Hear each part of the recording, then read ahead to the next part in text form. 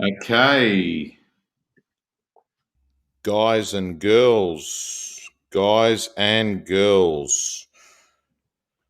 we are coming on live in the next few moments, and I'm pretty excited today because this is a very optimistic, very hopeful session because the person that I've got with me is the great agent Sanjay Gandhi from Moss Properties in the UK. And as you have all heard me say, I love Australia, but for us, it was a rollout, not a stroll out. Our vaccination program, it was a rollout, not a stroll out.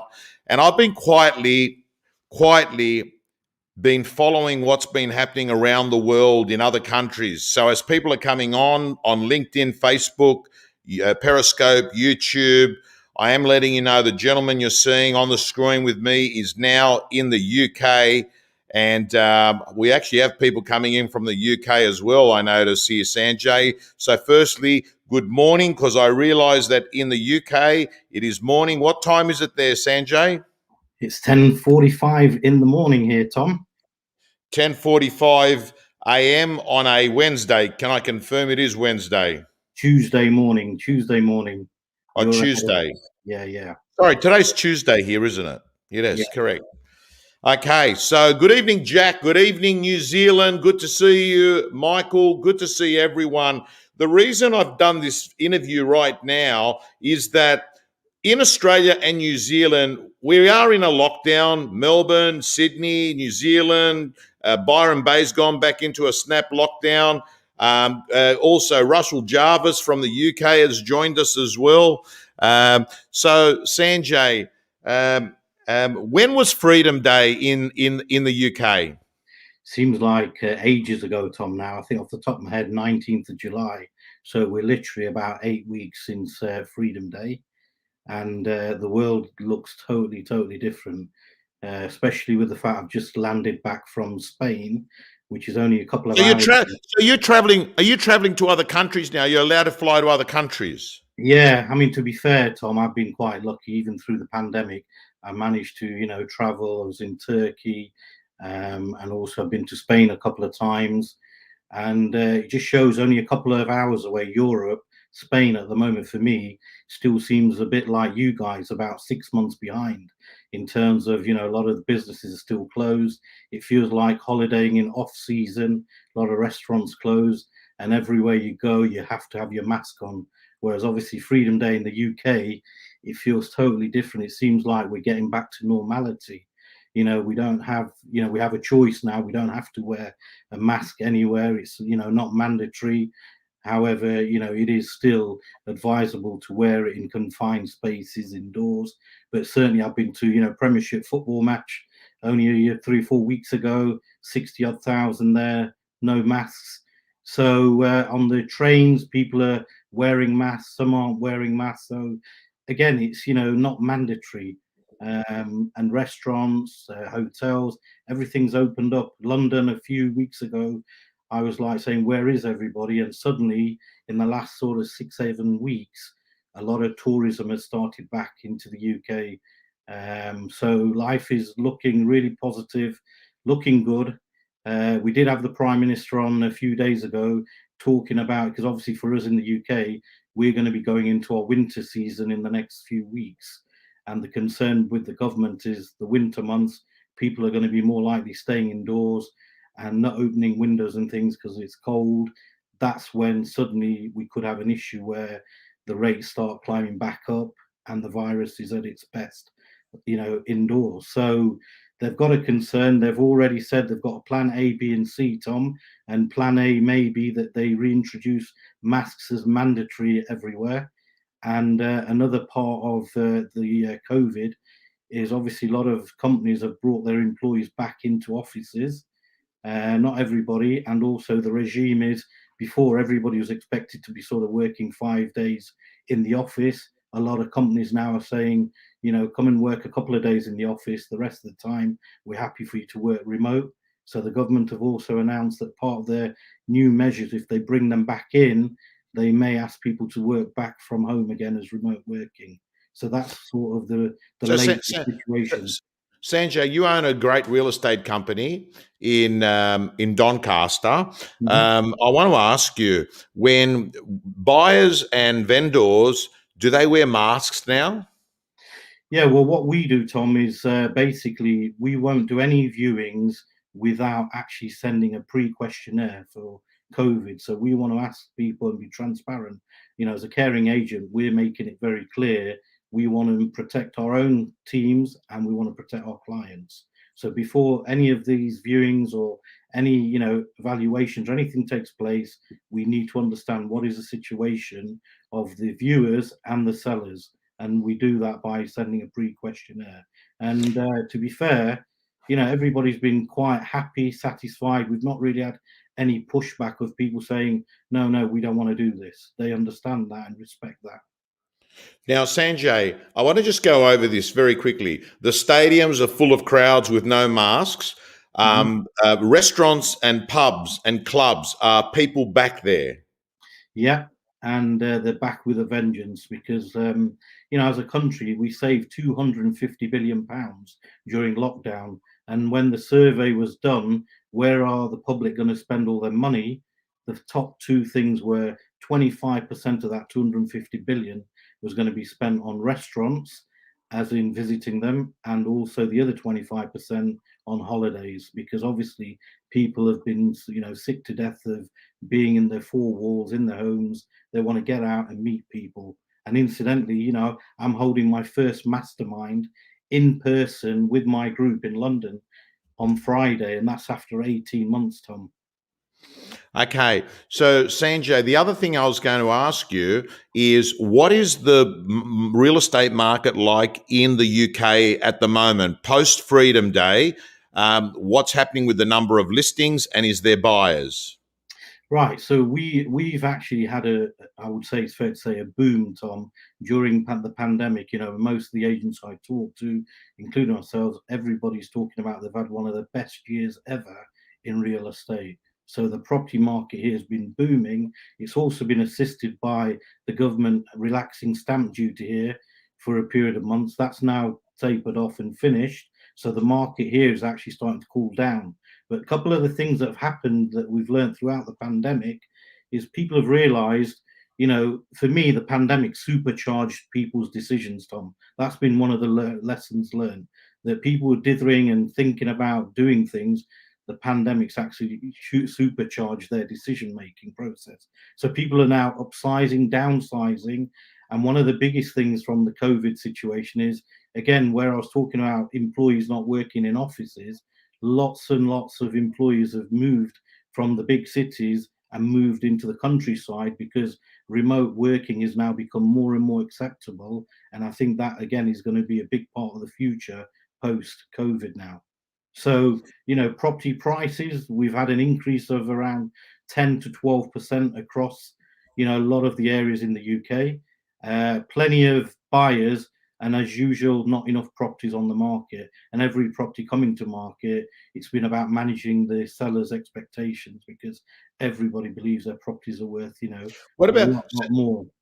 Sanjay, what about all the, during the lockdown, these businesses, not real estate businesses, retail businesses, some of the food businesses, hotels, fast food, are these businesses all back and booming or not? Yeah, I think I was talking to a restaurant owner, Tom. Yeah, he's whole modern, a very successful business in London. They have around 15 restaurants in London, and the guy was telling me how Deliveroo, Just Eat has absolutely changed the restaurant business and model. I mean, he was showing me he had 10 tablets at his cash desk, and all those are just coming through with orders on Deliveroo. So the one of the patterns that's changed is, even though we've got Freedom Day and restaurants, everything's opened, a lot of people have now got used to eating at home and bringing orders in on Deliveroo. So he was telling me that now they're turning in like £2,000 an hour just through the tablets. They haven't increased their staffing levels, they've still got the same, yet their revenues have gone through the roof because of a different model. And they have had to shift very quickly in embracing that change. So the other thing I wanted to mention is, again, even in our business, in the real estate business, I think remote working and having systems processes outside of your office are really, really key moving forward. Because again, I've just said to you, the government is saying we may go back to remote working again. So, my message to agents across the UK, the world, whatever, you need to look at your systems and processes. How agile are you with your business from outside of your office? Because I think in the UK, a lot of agents and owners have been caught out with that, where they've still got their teams tied to a desk and even a telephone in the office. Lots of agents don't still supply these to their teams, which is unbelievable. Mobile phones for me is an absolute must, and a laptop for every team member. Now, Sanjay, I want to ask you, and this is maybe relevant with the restrictions and COVID, but maybe it's just I just want to ask you about real estate in general. I always get asked by agents in Australia the differences in the real estate industry in the UK. What are commissions like? Like the average percentage commission, what do they charge in the UK? Yeah, this is, unfortunately, Tom, this is a bit sad, okay, because our industry in the UK, majority, I would say, across the board, is fair to say that I would say 1% seems to be the sort of average mark that a lot of agents go for. The top agents around the UK are probably edging between sort of 1.5 to 2%. 2% and 2.25, I would say, are the top end of the agents in the UK. But across the average, I would say probably around 1.25. And like I've just said, stock has become a big issue, as in listings. So some agents are, actually going below 1% just to win stock. And I think that's a bit of an education that people like myself and other people in the industry here in the UK are trying to, establish the industry to have better agents charging better fees. Because again, we follow the US and the Australian model. Obviously, you are attaining better fee rates, and then that's where we're working towards. Okay. Now, Sanjay, vendor paid advertising, that's not a given in the UK. Like in Australia and New Zealand, it's quite often, you're getting $2, $3, $4, $5,000 in Australia. We are getting some nice comments coming in. Russell Jarvis is saying, keep the faith. The comeback is definitely better than the setback based on the UK experience. Great advice, Sanjay. So guys, everyone, this video is a positive video. This video is basically saying we're only a few months behind what's been going on in the UK. And my friends, I'm pleased to let you know that as Russell says, what's coming is better than what's gone. I just want to ask you on vendor paid advertising, do you get money for marketing in the UK? Again, that's a very small percentage, Tom. I mean, I have another brand that I'm, responsible for, Fine and Country in York, for instance, which is the upper quartile. We're selling £1 million properties. There, it's a must. It's a given. We charge 4,000 Aussie dollars as upfront vendor paid advertising for the marketing. But that's the Fine and Country brand. I think it's fair to say a lot of the regular brands, independent brands, things, we're not really charging vendor paid advertising. It's all built in part of the fee.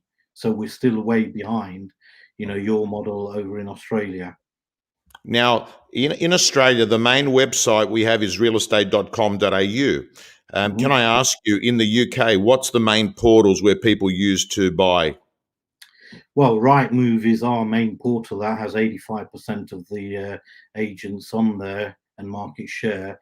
And like everywhere around the world, every agent will probably say they hate these portals, but again, they have a place in the market in generating some of the leads, and it's a shop window.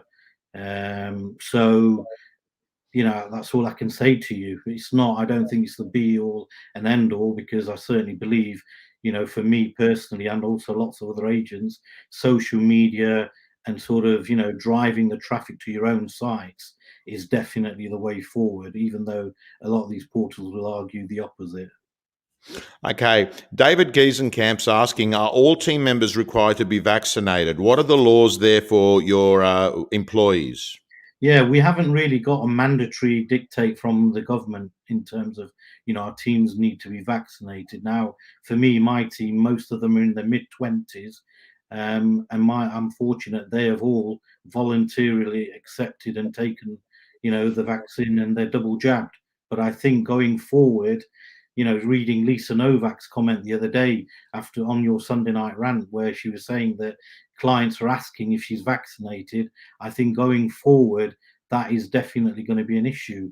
And Are at they the moment, asking for it now, Sanjay? Are clients asking for it? well, we're preempting it, Tom. To be fair, in my business, because of the questionnaire and things, we're being upfront and telling everybody, look, we want to protect our clients and our teams.